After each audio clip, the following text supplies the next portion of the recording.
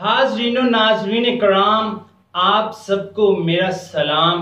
मैं ये बताना चाहता हूँ, हंसिए मत कीजिए तंग, it is just a slip of tongue. Pakistani सियासत में जब लॉन्च मुझे किया गया था, तब कहा गया था किसी से कोई चीज लेकर नहीं है खानी, उम्र अपनी भी नहीं बतानी, रखनी है ये राजदारी, ये नहीं कहना बस जरदारी। कोई अगर ये पूछे तो कहना मैं भी हूं भुट्टो।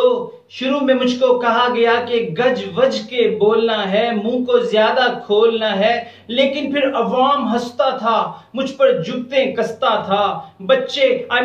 छोटे बच्चे मेरी तकरीरें सुनते, अब्बू से ये नहीं थे कहते रिमोट का बटन दबाएं ना, कार्टून चैनल लगाएं ना। खैर फिर मुझको अंकल्स ने कहा कि जरासीम जाते हैं, ज्यादा मुंह नहीं खोलते हैं।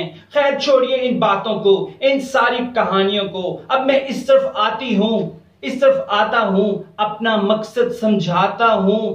अंकल्स ने कहा था यही बात होंगे जब अगले इंतखाबात, सियासत में घर घर खेलेंगे, अब्बू फुफ्फो और मैं होंगे। आहा आहा मैं वज़ीर आज़म बनूंगा, नई शेरवानी पहनूंगा, पीएम हाउस में झूले लूंगा, बड़ी गाड़ियों में बैठूंगा, 500 मेरे मुलाजिम होंगे जो कि मेरी केयर करेंगे।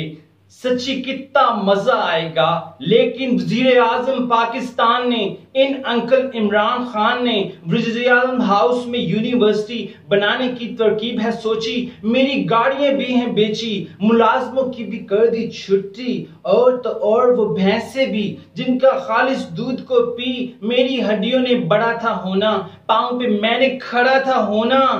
इसलिए मैंने सोचा है अब ये मेरा फैसला है, अब मैं 100 दिन नहीं दूंगा, डट के अपोजिशन करूंगा।